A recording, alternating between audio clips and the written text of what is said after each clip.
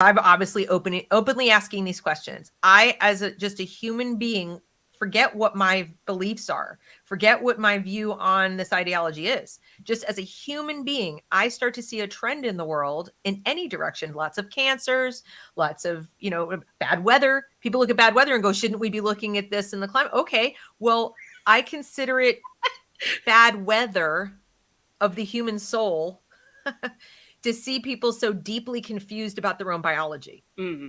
I would call that a climate change we need to be concerned about, because it impacts our ability to reproduce the species, which I once upon a time thought was kind of fundamental to survival, which I thought once upon a time was fundamental to everything, because why else do we care about climate change? If human beings aren't here to notice that we've turned the planet into ash or whatever it is that people say it's going to happen and their animals are all dead and the plants are all dead, then I mean, what difference? To me, it's actually bizarre, especially when most of these people are not religious. In other words, they don't believe that this was created for some purpose. That they will say, we have to save the planet even if human beings are eradicated. I'm like, for what? Why? And then I asked that question, it's like, oh my God. And I'm like, well, it's a question worth asking. So when you put emotions into the mix, there is a universe worth of questions you can no longer ask because someone will be offended somewhere. Mm-hmm. There is research you're not going to do. Now, somebody might say, well, Deb, what if somebody wanted to know if they could scientifically turn a person into, like what Hitler did? We could change your eye color. We could do this. Okay, well, that's why we have things called ethics. Yeah. So it's not, you don't stop at the question level. Yeah. You ask the question, and then you have a system of ethics that is built on something else. Mm-hmm. Okay, now once upon a time in enlightened society, that set system of ethics was fairly grounded in Judeo-Christian values, yes, but also humanist and, certain kinds of individual liberty, that kind of stuff. But we had one. And people act like it's a void. We can't ask these questions because feelings will be hurt, and there's no way for us to say that's not research we're going to entertain because reasons, not feelings, reasons. Exactly. And you brought it up, and that was something that came to mind. Just like I've defined it a few times on this channel and really mean it. Science is a process by which we get at the truth, and it is a very iterative process because obviously we go back and find that sometimes certain things that we thought were physically correct are very incorrect. It happens all the time, and those kinds of things. So that's not being taught as it's being a process. It's just being taught as a bunch of facts. And I even see that in the undergraduate level with like undergraduate college level. It's not really until you get to grad school now where you're actually taught the whole idea. Okay, this is the process you have to work through to answer a question. Like if you're in a master's program, you might be given the question because it's your advisor's research grant or whatever, and they have specific questions they want to answer, and they're paying you to do it. That kind of thing. But when you get to a PhD level, you're supposed to be asking those questions, and you're supposed to be figuring out how to construct the experiment to answer that question. And this is where I can't tell you the number of,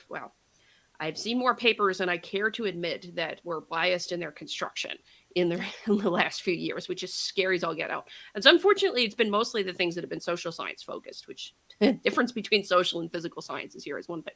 But it's just like, how do you construct an experiment that is not biased to get an answer that you want to see, but actually get the answer to the question in particular? And of course, I think one of the things you're seeing now, like in K through 12, that I'm really afraid is going to trickle into college if it hasn't already, which I think it has already, is the idea that if it offends me, it's wrong. That kind of thing. It's just like It has to be the way I want it to be, which is not a good, healthy thing for the future of science. And that's one of the reasons I wanted to get into this topic, because when we're talking about science education, you're talking about the future of scientific innovation.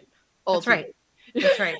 Things like curing cancer, things like putting people on the moon, things like innovation to deal with climate change, all this other kind of stuff. And just like, that goes out the window if you can't educate the next generation of scientists. Right.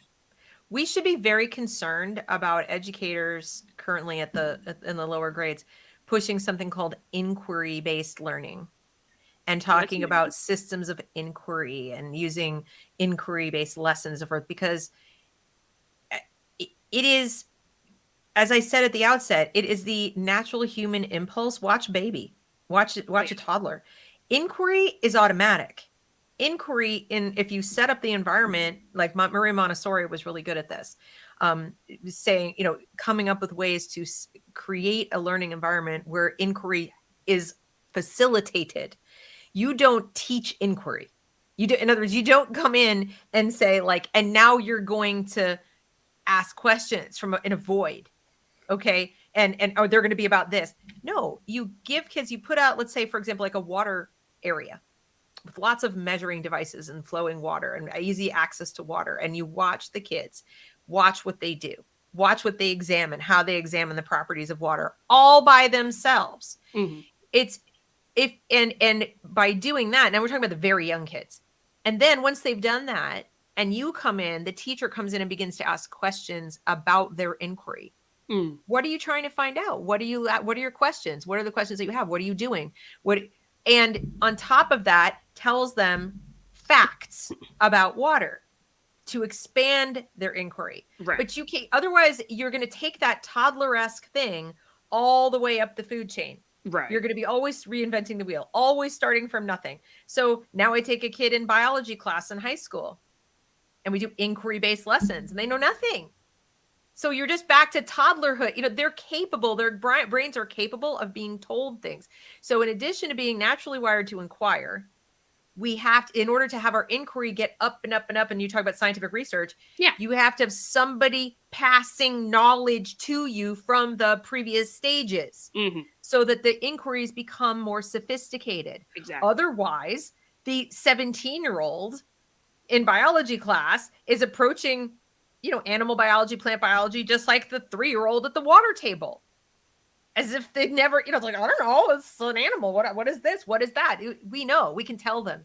And their brains are advanced enough neurologically to receive that information, to memorize it, and then take that. And from what they know, come up with questions that are what, you're describing. So what we're losing in terms of scientific research, because of the way we're teaching all subjects, frankly, but especially science and math, when they feed together. Oh, yeah, math goes hand in hand. Math and science go hand in hand. We're doing both of them now in this inquiry, discovery-based nonsense. We're not trying to pass on scientific knowledge. So the level of inquiry, the level of research is getting more and more feelings-based, more and more. What do people consider themselves experts at without having any background knowledge? Feelings. Mm-hmm. It's the one area where no one can challenge you that you don't know about your feelings, okay? People can challenge your emotions, but it's a lot easier to say to somebody, you don't know how I feel inside, than to say, you don't know, you can't tell me that's a pen, right? And all of this is part and parcel, I think, of this sort of move towards postmodernism where nothing can really be known and everything is really, up for grabs and all that. They go together. Mm-hmm. They go together. And if you are philosophically aligned with postmodernists who want to, have everybody live by this, nothing is objectively true, there is no objective truth, then you're probably going to downgrade the value of objective, measurable fact and observable reality, and you're going to increase the value and estimation of feelings. So one of the ways you do that is you simply stop teaching these objective facts. Why would you teach them? You've just gotten done saying no one can really know this is true. And the irony is, here we are saying science isn't meant to be trusted, it's meant to be tested. So it sounds like we're validating that. It sounds like we're saying nothing can really be known, but that's not what we're saying. Mm-hmm. We're saying things can really be known. But because you know A doesn't mean you know B. Yeah. No, and I would say it's not saying, I think it's more so trusting the process, but testing the results of the process. That's correct. Is a better way of maybe saying it. But yeah it's just it's just a mess. Right. And we get into this, and the more they're teaching the idea that your feelings are what matter most of all, and I feel, therefore I am, which is not necessarily a true statement either, kind of thing, right? The more you get into the antithesis of science, because at least when you're doing research, we do make an implicit assumption, of course, that objective reality exists when you're doing scientific research, that you have to go into that iterative process knowing that there's something that is true there for everybody, regardless of whether or not you think it is or feel it is. Or why bother? Kind of thing. Yeah, why bother then if you're now subjective thing of I feel, therefore I am, is going to overrule. It's the postmodernist stuff is the antithesis of science, which makes me laugh hysterically because just like I took a backhanded dig at the American Geophysical Union yesterday. It's just like because they put this whole thing up of thanks science. What are you thankful for that science has done? What innovations are you thankful for from science in the last few years? Never mind that they're using it wrong because they're using it. Science is the process, not the innovations and discoveries. There, and that's a professional science society for professional society of scientists for crying out loud. It's like all aren't they telling us to say what we're thankful to Fauci for? Isn't he the science? Nobody is the science. Thank goodness. I know, but I mean, the fact that a government employee of such alleged high esteem could sit there on television and in front of Congress and say, I am the science. I am the science. And nobody laughed him out of the room or fired him on the spot and said, dude, I'm not really sure you're acquainted with what science is. I think you need to go.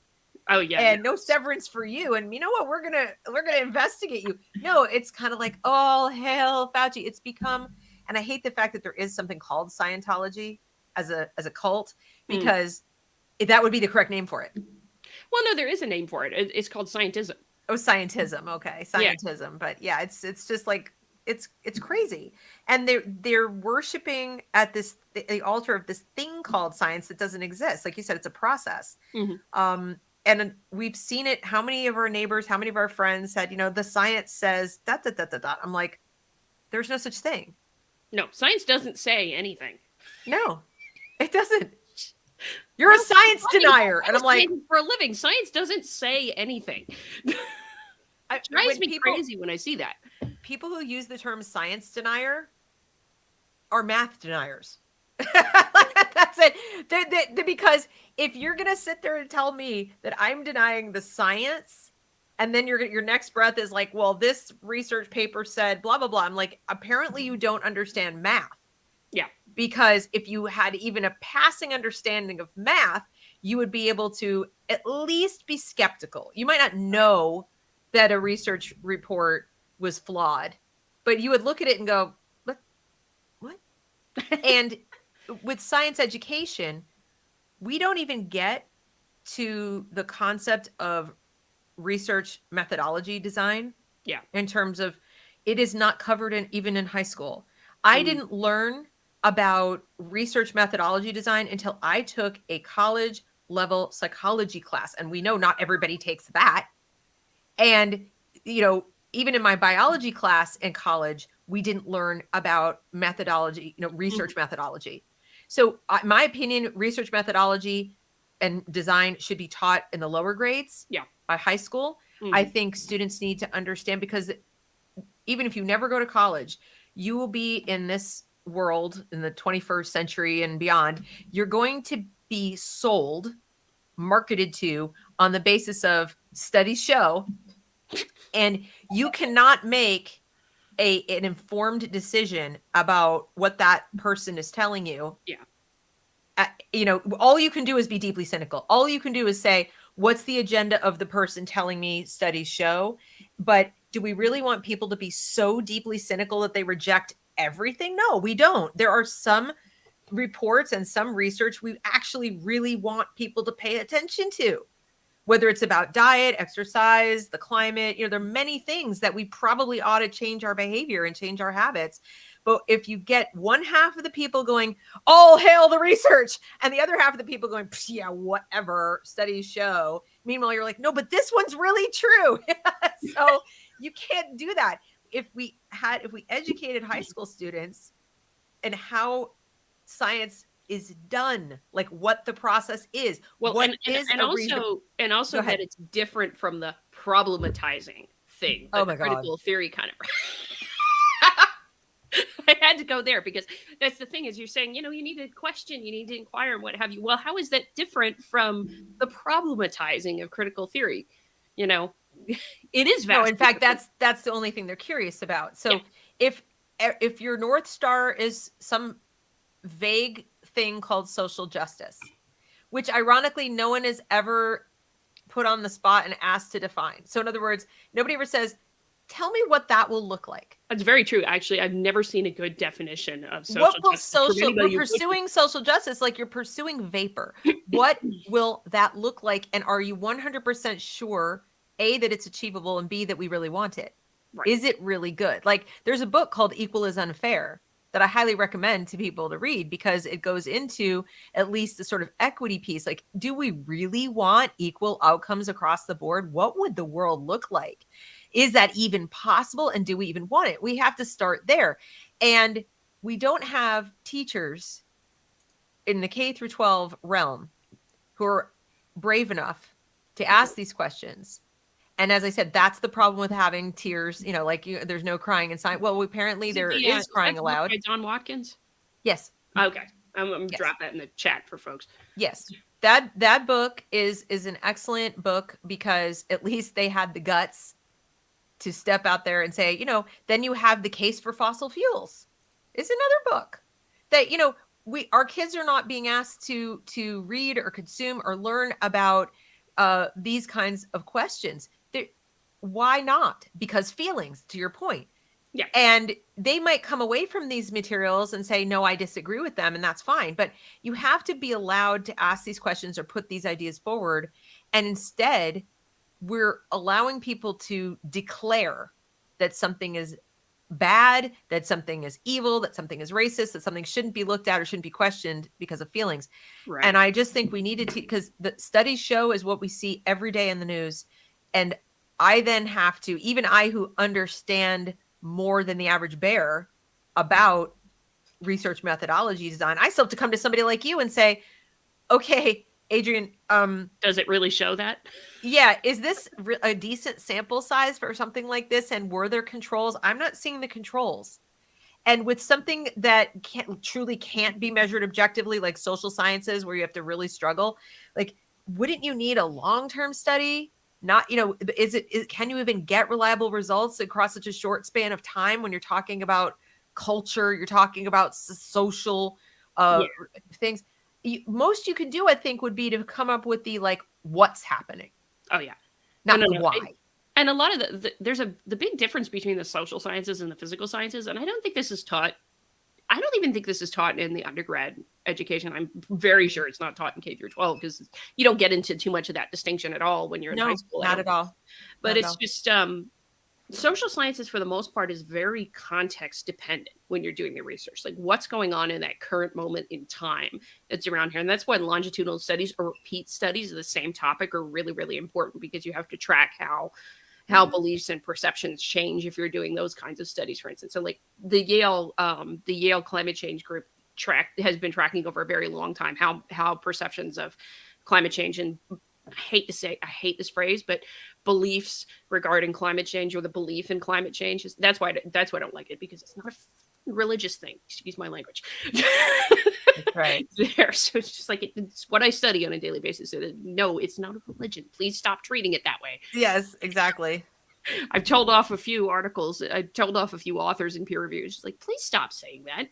You're not helping. Well, we use the word way too much. I work with students writing college essays, and I can't tell you the number of essays I look at that say, I believe, and I'm like, what do you think? Mm-hmm. I'm not really interested in what you believe. Like, what you believe is, you're already kind of shutting me off as far as being able to persuade me or that I should talk to you, because when you say I believe, then it puts up a little bit of a wall for the other person that you're talking to, because the other person says, well, so now when I challenge you or ask you questions, I'm challenging something that has emotion attached to it. Right. Okay.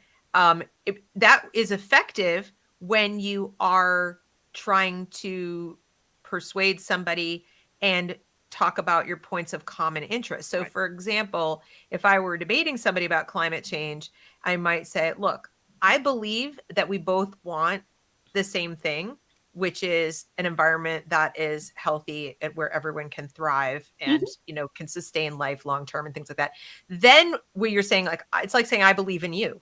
I believe that we have common ground. I believe that's different. There's a time and a place for it. But to say, I believe the climate is changing, it's not really up for your belief or not. It's like, I mean, that one. I believe that these are my glasses. I believe. Are they? I don't know. I have faith. No, I think so. I know so. So Well, language is really powerful when it comes to all subjects, but where science is concerned, I get a little bit nitpicky oh yeah. because one shift in the vocabulary can like change the whole discipline. Well, And yeah. believe is one of those words. Yeah, and that's where I wonder if we're teaching. We've talked about the idea of with K through 12 is like you're teaching just a whole bunch of facts and not actually the process of science, and so it feels like we're teaching more scientism than actually science, and scientism being the irrational belief that the thing that we've called science can answer all questions and solve all ills, and therefore we should trust it. It's like the new religious kind of thing alongside the postmodernist. Right. Well, we don't teach kids about the process of like how we got to where we are. So for example, the subject we teach the worst in school is history. Bar none. Like, I mean, if you think they teach reading poorly and you think they teach science poorly, math poorly, like you ain't seen nothing until you look at how they teach history, because history should be in everything. History should be in every subject that you learn, including science. So when you're sitting and doing that battery lesson, okay, you should have some part of the lesson that talks briefly about what human beings used before there were batteries. What was the first rudimentary battery? Who do we think came up with it based on, to the best of our understanding, who came up with it and how? And then maybe have a little timeline of the improvement of batteries. So here we are in a world that says all cars should be electric, right? So we should have batteries to run our cars. And yet, are we going to really be able to make that next leap if the people studying the storage of electricity don't understand that people have been trying to store electricity since time immemorial, and they've stumble tripped their way along, and that we aren't at a point where we've even come close to perfecting it because it's still so toxic. It's always been, but it's still so toxic, and it still relies on rare earth minerals, and there's geopolitical implications. But if you don't teach kids like in high school that it's not like we know how to make batteries, boom, let's go. How we get here. What are the limitations? What have been the limitations? Look, this is as far as we've come in 1,000 years, right? Yeah. That then puts perspective into the mind of the student, so that when you come to evaluating a policy like all cars should be electric, they have a different mindset. They have a different perspective to say, wow, okay, so this is pretty awesome technology, but this is as far as we've come in this long, and it still has some problems, and it's probably too big a leap. Like, this is what Mao did, the great leap forward. You can't leap forward past the bounds of, first of all, your own knowledge, never mind your own imagination. Like, that gets to very dangerous territory. And this is what we're doing when we teach things in a siloed way, and we don't bring in the perspective of history. Because wouldn't we appreciate, for example, the EVs we have? And the difficulty of building them and why they're so expensive and all of this. And maybe somebody might go, wow, well, you need to come up with a better way to like dispose of these or recharge them or whatever before we go whole hog and everyone have one. There are innovations that have to happen incrementally around this. And we don't teach history. We don't teach history of anything. It's the one subject. Or we don't teach it well. Let's put it. I would say we don't teach it, because if you have a student who doesn't realize that this is history, we're living it. This is it. History is not everything yesterday and beyond. It is right now. You are living it. You are making it every single day. So what is history to you was somebody else's present and was even somebody else's future. That's why I love those shows. Like, way back when I was a kid, there was a Bewitched episode, and somehow Endora brings back Benjamin Franklin and some people. I remember Bewitched, actually. It was still on when I was a kid. So yeah. So, but Endora was her mom, right? So it was her mother, and she brings back, I think, Benjamin Franklin. Benjamin Franklin is in the present day 1960s, and he's just like, you're like, oh my god, he's like kind of mind blown. and we don't teach them that the people who are alive when the first automobiles were built genuinely believed people would die if they went faster than a certain speed. Oh yeah. Like they would disintegrate. Like they didn't know. Oh, disintegrate. Well, I mean, they thought they would just like might die past a certain speed if you got into a car accident, but They thought just moving, just the human form moving through space at faster than X miles per hour. Yeah. That's interesting physics. I didn't know that particular one. So. No, they did. They thought women were even more fragile about it than men, that somehow there was something that differentiated women from men driving in a car. And they thought that because they'd have horse speed.